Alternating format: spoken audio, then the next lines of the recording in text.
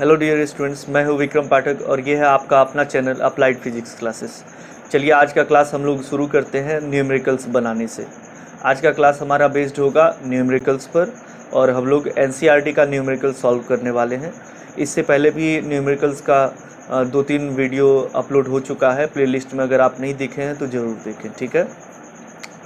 और एक इम्पॉर्टेंट बात ये है कि जो न्यूमेरिकल्स हम लोग कर रहे हैं आज, इसका आपको पीडीएफ नीचे डिस्क्रिप्शन बॉक्स में मिल जाएगा, तो घबराने का ज़रूरत नहीं है, आप पीडीएफ डाउनलोड कर लेंगे बाद में, ठीक है।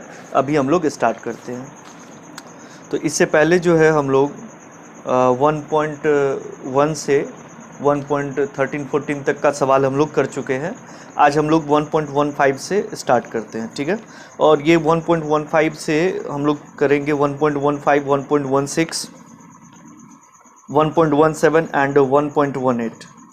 तो ये जो सवाल है ये आपका गॉस लॉ पर बेस्ड और फ्लक्स पर बेस्ड क्वेश्चन है, इसमें हम देख रहे हैं। और इसे आप ज़रूर पीडीएफ दे दिया जाएगा, तो इसे आप ज़रूर डाउनलोड कर लेंगे, ठीक है। चलिए शुरू करते हैं हम लोग। आपको फ्लक्स का फॉर्मूला याद ही होगा और गॉस लॉ का तो फॉर्मूला याद ही होगा, हम थोड़ा सा बता देते हैं एक बार। तो जो हमारा फ्लक्स का फॉर्मूला है, जो मैथमेटिकल फार्मूला है हमारा इलेक्ट्रिक फ्लक्स का, that is phi is equal to E A cos theta, ठीक है। इसमें जो हमारा ई क्या है, ये इंटेंसिटी है, और ए क्या है, एरिया वेक्टर है। ए क्या हमारा एरिया वेक्टर, और ये थीटा जो है ये इंटेंसिटी एंड एरिया वेक्टर के बीच का क्या है, हमारा एंगल है। तो ये हमारा फ्लक्स का जो मैथमेटिकल फार्मूला है वो हमने ऐसे निकाला है, ये हमें याद रखना है। दूसरा जो फार्मूला आज के न्यूमेरिकल्स में यूज़ होने वाला है वो है हमारा गॉस लॉ का।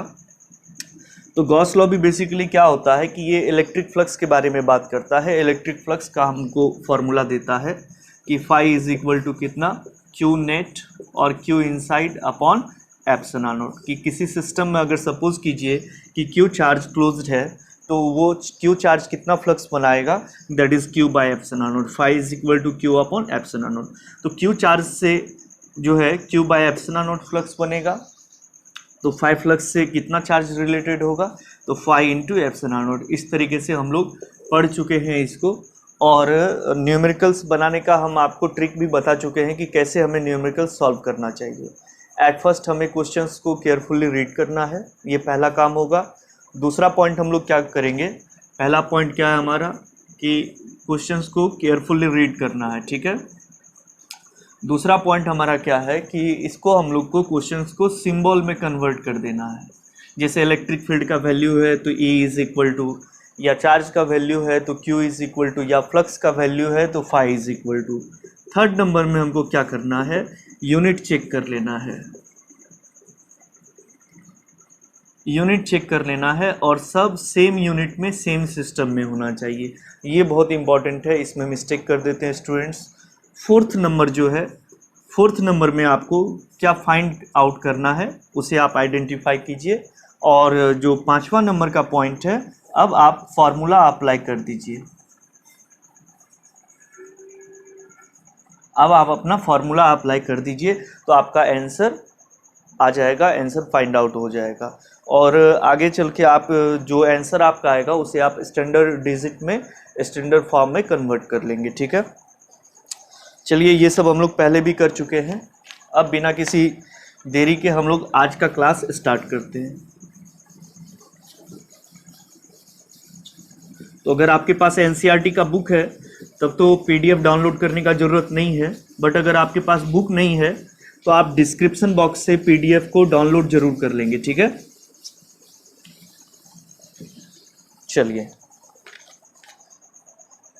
ये आज का 22वां लेक्चर होगा इलेक्ट्रोस्टैटिक्स का। तो हम लोग स्टार्ट करते हैं 1.15 से। तो 1.15 का क्वेश्चन क्या है, तो ध्यान देंगे आप लोग। Consider a uniform electric field E is equal to 3 × 10⁻³ I cap newton per coulomb. तो हमारे पास इलेक्ट्रिक फील्ड का वैल्यू गिवन है और ये कितना है, 3 × 10⁻³ I cap newton per coulomb. ये हमारा इलेक्ट्रिक फील्ड है, ठीक है। तो बोल रहा है what is the flux of this field through a square of 10 centimeter on a side whose plane is parallel to the Y Z plane. तो हमें उस स्क्वायर से फ्लक्स फाइंड करना है जो कि जिसका जो फेस है, जिसका जो प्लेन है वो वाई जेड प्लेन के क्या है, पैरेलल है। ओके। और इसी में बी नंबर बोल रहा है what is the flux through the same square if the normal to its plane makes a 60 degree angle with X axis. अब उसी स्क्वायर को हमको क्या कर लेना है, अगर एक्स एक्सिस से 60 डिग्री के एंगल पर रख लेते हैं तो फिर कितना फ्लक्स बनेगा। तो दो केस है हमारा, चलिए हम लोग इसको समझते हैं। तो अगर फिगर बनने लायक है क्वेश्चन में तो आप जरूर फिगर बनाएं, इससे आपको ज़्यादा समझ में आएगा। तो ये देखिए, ये हमारा एक्स एक्सिस, ये हमारा वाई एक्सिस, ये हमारा जेड एक्सिस, ये unit vector I cap, J cap and K cap and this is origin. अब यहाँ पर हम लोग एक स्क्वायर को रख देते हैं जिसका प्लेन पैरेलल है वाई जेड प्लेन के। ठीक है, तो ध्यान देंगे आप लोग, ये इस तरीके से हम लोग क्या करते हैं,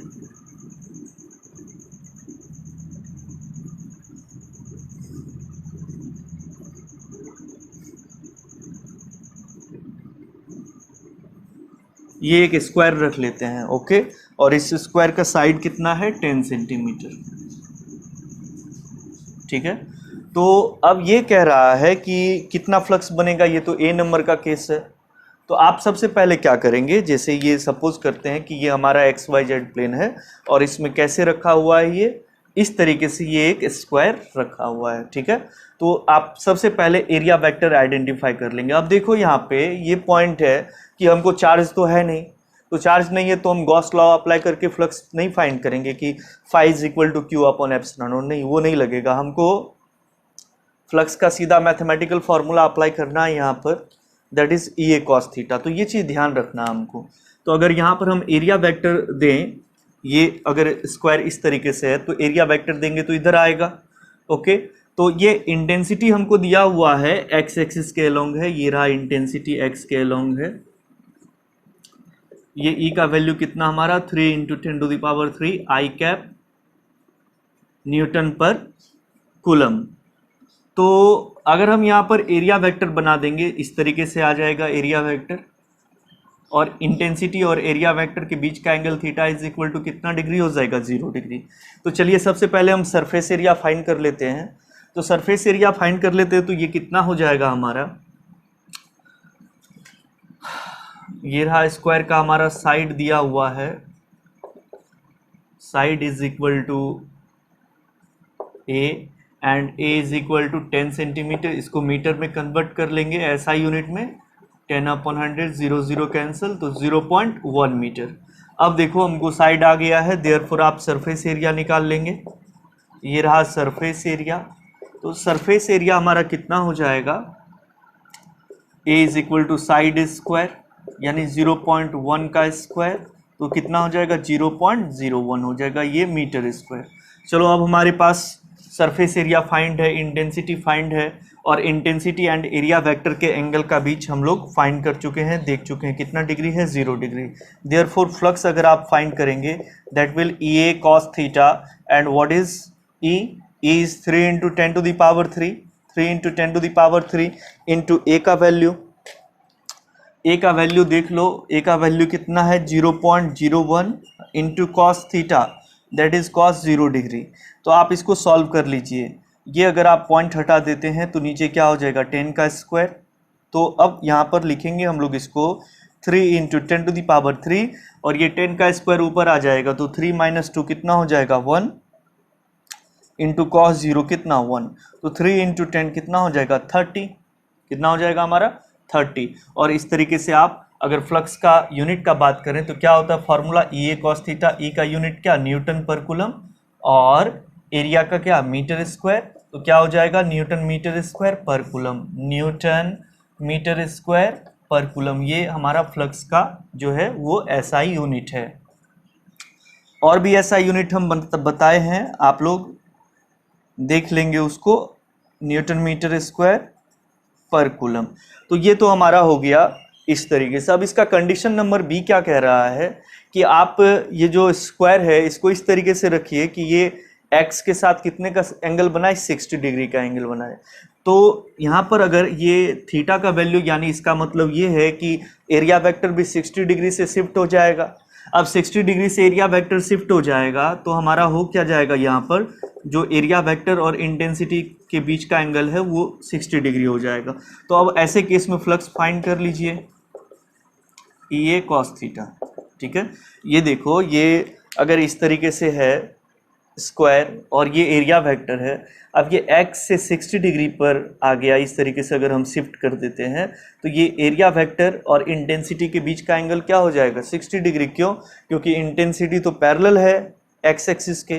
तो चलिए E का वैल्यू कितना हमारा, 3 इंटू 10⁻³ इंटू ए का वैल्यू कितना हमारा, तो ए का वैल्यू हमने फाइंड कर लिया है 0.01 इंटू कॉस थीटा। अब ये कितना डिग्री, 60 डिग्री।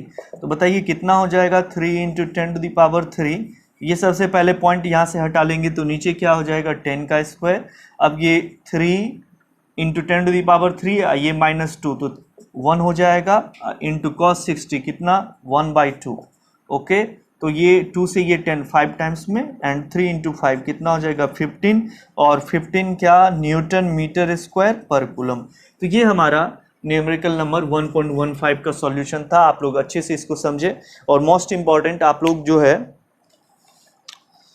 कॉपी और पेन लेके बैठें। ठीक है, जैसे ही हम यहाँ पर न्यूमेरिकल बता रहे हैं, बोल रहे हैं, तो आप उसको सिंबल में कॉपी में लिख के अपने से सॉल्व करने का कोशिश कीजिए, और फिर आप जो है आगे वीडियो को देखिए। ओके, चलिए अब हम इसको मिटा रहे हैं।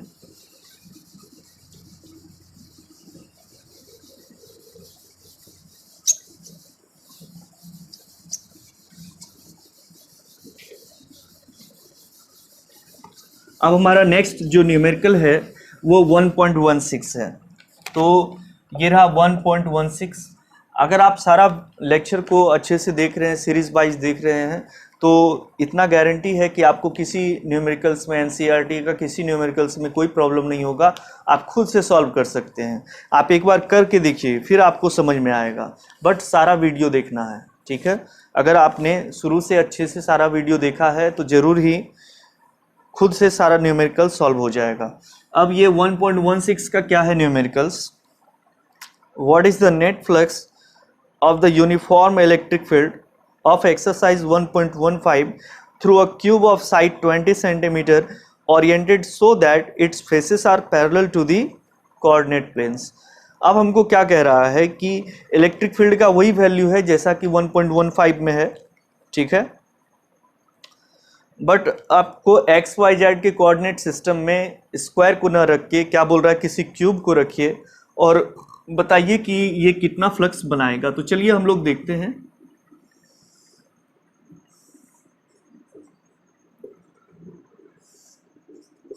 Z ये ओरिजिन है हमारा, और हमारा इलेक्ट्रिक फील्ड का जो वैल्यू है वो कितना है, 3 इंटू 10⁻³ आई cap newton per coulomb. Okay, Newton per coulomb 3 into 10⁻³। तो ये इलेक्ट्रिक फील्ड का वैल्यू ये x के डायरेक्शन में है, 3 इंटू 10⁻³ आई cap newton per coulomb, Newton per coulomb. अब यहाँ पर हम लोग क्या कर रहे हैं, एक क्यूब रख देते हैं।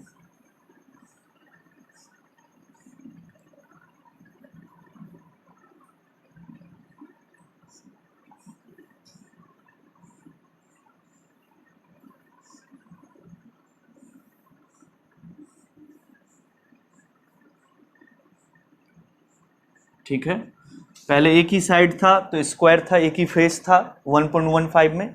इसमें 6 फेसेस हैं, ये फर्स्ट, ये सेकंड, ये थर्ड, ये पीछे वाला फोर्थ, ये ऊपर वाला फिफ्थ। ठीक है, और ये फ्रंट वाला जो है ये 6th। इस तरीके से इसमें 6 फेसेस हैं। अब यहाँ पर ये चीज़ ध्यान देना है कि इलेक्ट्रिक फील्ड तो ये इस तरीके से निकल रहा है, और ये किसके डायरेक्शन में है, एक्स के डायरेक्शन में। तो आप ये चीज़ ध्यान देंगे कि जितना इलेक्ट्रिक फील्ड इससे इंटर हो रहा है उतना ही तो फील्ड लाइंस इससे एग्जिट हो रहा है। तो जितना इंटर हो रहा है उतना ही एग्जिट हो रहा है। तो इस तरीके का हम लोग प्रॉब्लम पहले भी सॉल्व किए हैं। अगर आप यहाँ पर देखेंगे इस फेस के लिए एरिया वेक्टर बनाएंगे, वो तो इधर हो जाएगा। तो ये एरिया वेक्टर अगर हमारा इधर हो जाएगा तो इस साइड एंगल कितना डिग्री हो जाएगा, थीटा इज इक्वल टू 0 किसके किसके बीच का, ई एंड ए के बीच का। और इस फेस के लिए अगर आप बनाएंगे तो एरिया वेक्टर तो इधर हो जाएगा, और इस बार एंगल कितना हो जाएगा 180 डिग्री। इंटेंसिटी और इंटेंसिटी तो इधर है। तो अगर आप यहाँ पर ये फर्स्ट फेस से अगर आप फ्लक्स निकालेंगे तो फ्लक्स थ्रू फर्स्ट फेस कितना हो जाएगा हमारा, ई ए, फ्लक्स थ्रू फर्स्ट फेस ई ए, ये रहा flux through first face E A cos 180 degree. आप देखिए कॉस 180 का तो वैल्यू क्या हो जाता है हमारा, जो है वो cos 01 और cos 180 -1। तो इस तरीके से ये तो माइनस ये हो जाएगा। और फ्लक्स थ्रू थर्ड देखेंगे आप तो फ्लक्स थ्रू थर्ड जो है वो कितना हो जाएगा, ये थर्ड फेस है हमारा ई ए कॉस, और यहाँ पर एंगल कितना डिग्री 0 डिग्री, तो ये कितना हो जाएगा प्लस ई ए। तो अगर आप नेट फ्लक्स निकालेंगे देयरफॉर फ्लक्स नेट, ठीक है, तो वो कितना हो जाएगा हमारा φ1 plus φ3 that is minus E A and plus E A which will be 0, ठीक है। तो 0 newton metre square per coulomb, ये इतना फ्लक्स हो जाएगा, यानी कोई फ्लक्स नहीं बनाएगा 0, ये फर्स्ट और थर्ड से। अब बाकी सब में तो 0 होगा ही, क्यों होगा 0, तो इसको हम लोग पहले भी डिस्कस किए हैं। जैसे ये नीचे वाला अगर हमारा फेस लेते हैं, ये सेकंड वाला फेस लेते हैं, तो ये देखिए यहाँ पर एरिया वेक्टर इस तरीके का हो जाएगा, तो एंगल कितना का हो जाएगा 90 का, ठीक है। अगर आप ऊपर वाला लेते हैं तो यहाँ पर एरिया वेक्टर ऐसे हो जाएगा, इंटेंसिटी उधर है 90 का, अगेन वो भी 0 हो जाएगा, cos 90 0। आप अगर जो है पीछे वाला लेते हैं तो एरिया वेक्टर किधर हो जाएगा, उधर, इस तरीके से, ठीक है। ये एरिया वेक्टर किधर हो जाएगा, उधर, और इलेक्ट्रिक फील्ड किधर, इधर। तो अगेन कितना डिग्री का एंगल हो जाएगा हमारा 90 डिग्री का एंगल फिर से 0 हो जाएगा। और ये सिक्स्थ फेज से अगर आप लेते हैं तो यहाँ पर एरिया वेक्टर हमारा किधर ऐसे, और इंटेंसिटी इस तरीके से, तो अगेन एंगल 90 डिग्री हो जाएगा। तो ये भी फ्लक्स क्या हो जाएगा 0। हम लोग इसे पिछले लेक्चर में डिस्कस कर चुके हैं इस तरीके का क्वेश्चन को। तो आप देखेंगे जितना फील्ड लाइंस क्या हो रहा है कि इंटर कर रहा है उतना ही तो एग्जिट कर रहा है। देयरफॉर ऐसे केस में क्या होगा, हमारा जो फ्लक्स है वो 0 हो जाएगा। हाँ, अगर ऐसा क्यूब का सिस्टम होता और चार्ज इसके अंदर होता, ठीक है, चार्ज अगर इसके अंदर हो जाएगा तब फिर हमारा जो है फ्लक्स 0 नहीं होगा, वहाँ पर फ्लक्स का कुछ ना कुछ वैल्यू होगा। हाँ, अगर चार्ज अंदर रख दें तो क्या ऐसा जरूरी है कि फ्लक्स बनेगा ही बनेगा, ऐसा बिल्कुल जरूरी नहीं है। अगर आप सपोज करें कि इक्वल एंड अपोजिट अमाउंट का जो है चार्ज अगर अंदर रखें, -3 कूलम +3 कूलम का चार्ज को रख दें, तो क्या वो फ्लक्स बनाएगा, नहीं बनाएगा, क्योंकि वहाँ पर नेट चार्ज ही तो 0 हो जाएगा। तो ऐसा नहीं बोल रहे कि चार्ज अगर अंदर है, ठीक है, हम हमेशा हमको क्या लेना है, नेट चार्ज लेना है, ठीक है। अब चार्ज रख दिए हम -3 कूलम +3 कूलम, तो चार्ज तो अंदर है बट फ्लक्स बन रहा है, नहीं बन रहा है। तो ये सब चीज़ हमको ध्यान देना है। चलिए, ये था हमारा न्यूमेरिकल नंबर 1.16। अब हम लोग नेक्स्ट न्यूमेरिकल पे आते हैं और ये हमारा 1.17।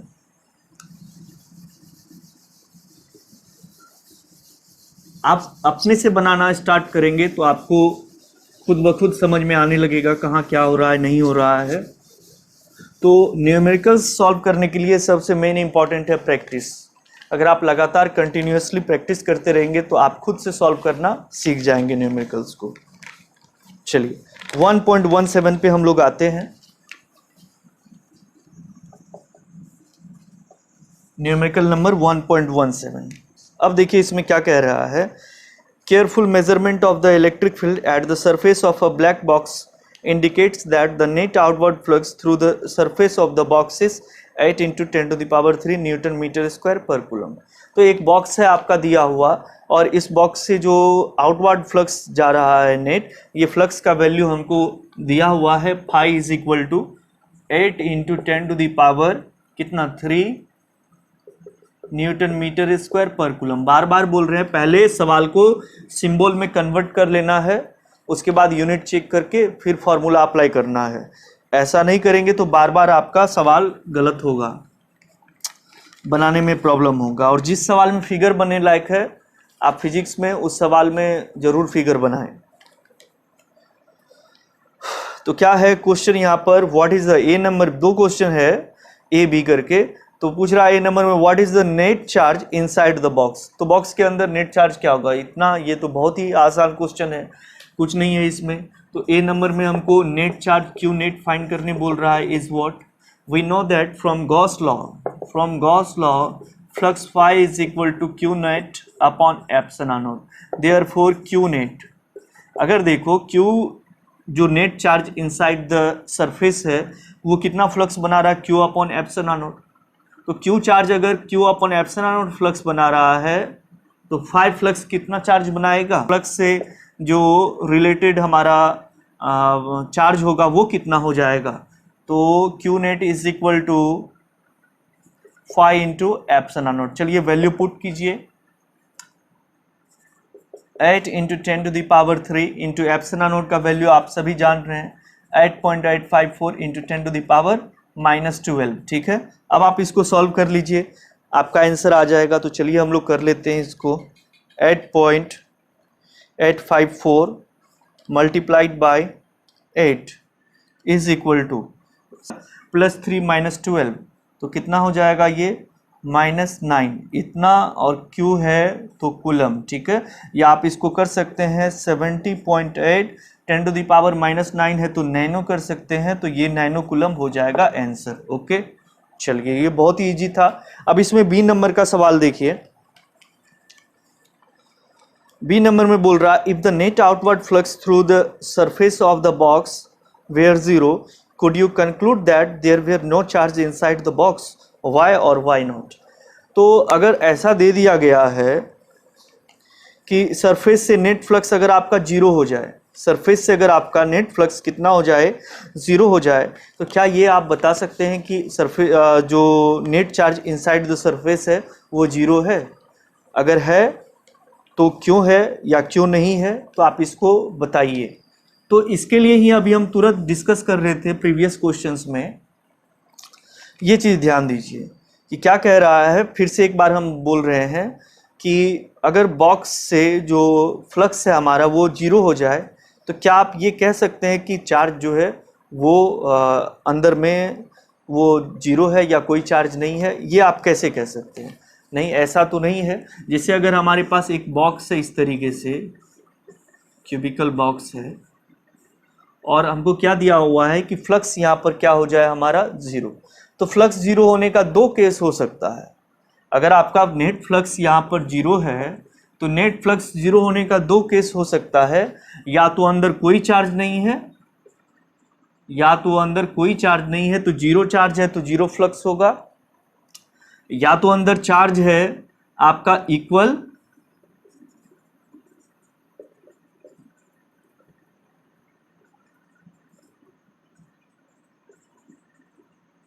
एंड अपोजिट, या तो आपका चार्ज है इक्वल एंड अपोजिट। तो चार्ज नहीं है तो फ्लक्स 0 तो डेफिनेटली होगा, बट अगर चार्ज प्लेस्ड भी है और आपका इक्वल और अपोजिट चार्ज प्लेस्ड है, फिर भी हमारा फ्लक्स क्या हो सकता है, 0 हो सकता है। तो अगर फ्लक्स 0 दिया हुआ है बॉक्स से लेके, बॉक्स से रिलेटेड फ्लक्स हमारा अगर 0 है, तो इसका ये मतलब नहीं है कि अंदर चार्ज नहीं है, चार्ज हो भी सकता है वो इक्वल एंड अपोजिट अमाउंट का। जैसे अगर यहाँ पर -3 कूलम एंड +3 कूलम का चार्ज अगर बॉक्स के अंदर रखा हुआ है, तो फ्लक्स कितना बन जाएगा, phi is equal to -3 coulomb plus 3 coulomb by epsilon naught, that is 0 by epsilon naught will be 0। But हम ऐसा नहीं कह सकते कि चार्ज नहीं है, चार्ज तो है इक्वल और अपोजिट, तो चार्ज हो भी सकता है नहीं भी हो सकता है। इसलिए हम डेफिनेटली ये नहीं कह सकते हैं कि अगर बॉक्स से रिलेटेड फ्लक्स हमारा 0 है तो अंदर में कोई चार्ज नहीं है। ओके, तो अब हम लोग 1.18 का न्यूमेरिकल्स पे आते हैं।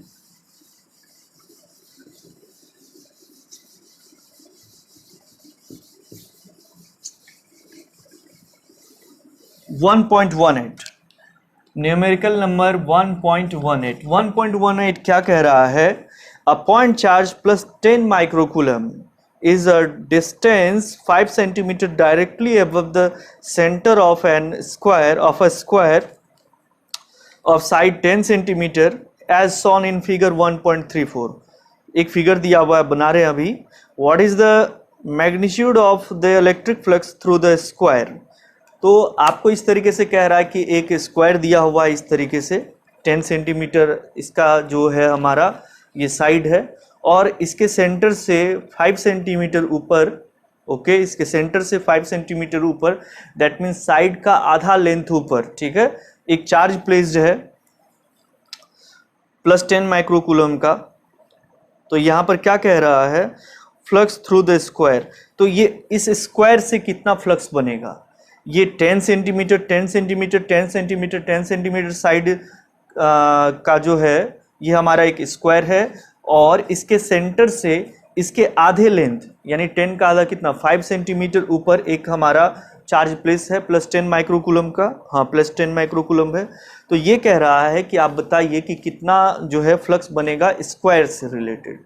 तो चलिए हम लोग देखते हैं, और ये फिगर हमारा कुछ इस तरीके का दिया हुआ है, ये देखिए।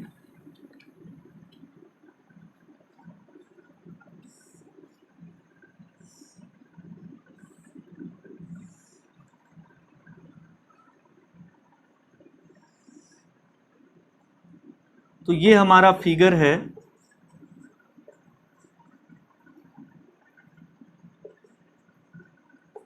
और इसके सेंटर से के 5 सेंटीमीटर ऊपर एक चार्ज प्लेस है, ये इस तरीके से थोड़ा और ऊपर कर देते हैं, ये +10 माइक्रोकूलम का। तो आपको बोल रहा है इस स्क्वायर से कितना फ्लक्स बनेगा। तो अगर आपको चार्ज दिया हुआ है, ओनली चार्ज, यहाँ पर इलेक्ट्रिक फील्ड का कोई वैल्यू दिया हुआ है, नहीं दिया हुआ है इलेक्ट्रिक फील्ड का वैल्यू।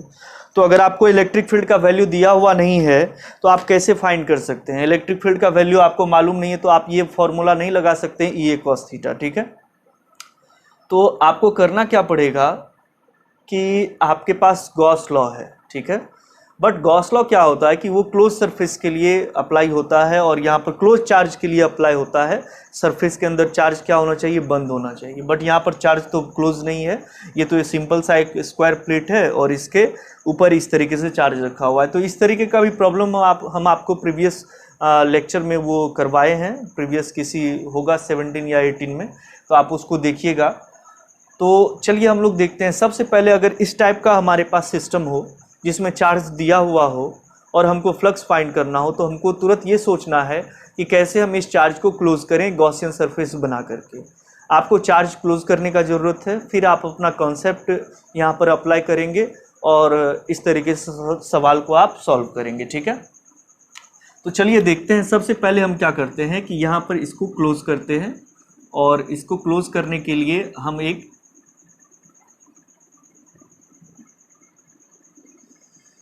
क्यूब बना लेते हैं, जिससे कि ये चार्ज हमारा क्या हो जाएगा,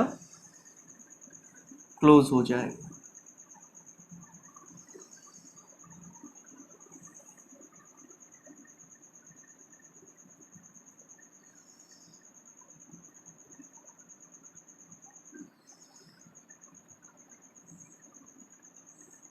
ये इस तरीके से आप देखिए, चलिए ठीक है, समझ में आ जाएगा फिगर अच्छे से, कोई दिक्कत नहीं है। तो ये आपका इस तरीके का क्यूब है, और अब देखिए आप, ये चार्ज जो है इसके अंदर जो है वो क्लोज हो चुका है, पैक हो चुका है। तो क्लोज, ये हम लोग जान रहे हैं कि चार्ज सेंटर पर रखा हुआ है, ठीक है, क्यूब के सेंटर पर है। तो क्यूब में कितने फेसेस हैं, 6 फेसेस हैं। तो ये टोटल अगर हम देख लेंगे, जैसे चार्ज हमारा क्या दिया हुआ है, +10 माइक्रोकूलम का, तो +10 into 10 to the power micro का वैल्यू -6, तो 10 टू द पावर कितना हो गया, ये -5 कूलम का चार्ज है। तो ये इतना चार्ज अगर किसी क्लोज सरफेस में है तो वो कितना फ्लक्स बनाएगा, हम लोग डिस्कस किए हैं इसके बारे में। तो ये क्यू चार्ज से कितना फ्लक्स, तो phi is equal to Q upon epsilon naught, Q inside या Q net upon epsilon naught. तो ये क्यू इनसाइड कितना हो गया, 10 to the power -5 divided by epsilon naught 8.854 into 10 to the power -12। तो ये आप देखेंगे, ये जो फ्लक्स है ना, ये होल क्यूब है, ये जो फ्लक्स है ये थ्रू होल क्यूब है, ठीक है। बट हमको फ्लक्स किससे फाइंड करना है, ये स्क्वायर से, ये वाला प्लेट से, नीचे वाला सरफेस से। तो अगर 6 फेसेस से इतना फ्लक्स बन रहा है, तो ये एक फेस से कितना फ्लक्स बनेगा, तो हम क्या करेंगे, इसको डिवाइड कर देंगे 6 से। Therefore flux through each face, और ईच फेस इसका क्या है, एक तरह का स्क्वायर है, तो ये कितना हो जाएगा हमारा 10⁻⁻5 डिवाइडेड बाय 8.854 इंटू 10⁻⁻12 इंटू 1/6। तो आप इसका आंसर फाइंड कर लेंगे और जो आ जाएगा वही हमारा फाइनल आंसर होगा, Newton metre square per coulomb. ठीक है, डिवाइड दे करके आप फाइंड कर लेंगे। तो ये इस तरीके का प्रॉब्लम था। अब हम लोग नेक्स्ट लेक्चर में फिर से हम न्यूमेरिकल का जो है डिस्कशन करेंगे। और सबसे पहले अभी तक हम लोग एप्लीकेशन जो है वो गॉस का वो 3 एप्लीकेशंस कर चुके हैं। एक सिलेंडर वाला जो था, ठीक है, infinitely long straight conductor wire का, दूसरा हमारा होलो स्फीयर था, तीसरा हमारा सॉलिड था। ठीक है, अब उसमें 2 एप्लीकेशन हम लोग और करने वाले हैं, तो उसको हम लोग नेक्स्ट लेक्चर में देखेंगे। फिर जैसे जैसे हम लोग आगे बढ़ते जाएंगे हम लोग न्यूमेरिकल्स आगे बनाते जाएंगे। बस आप लोग इसी तरीके से लेक्चर को देखते रहिए और कॉपी पे नोट करते जाइए। फार्मूला को अलग से नोट करना है, फार्मूला याद रखना है। विदाउट फार्मूला आप कुछ नहीं कर सकते हैं। और बस देखते रहिए। ठीक है, चलिए, ओके, थैंक यू। आज यहीं तक, थैंक्स।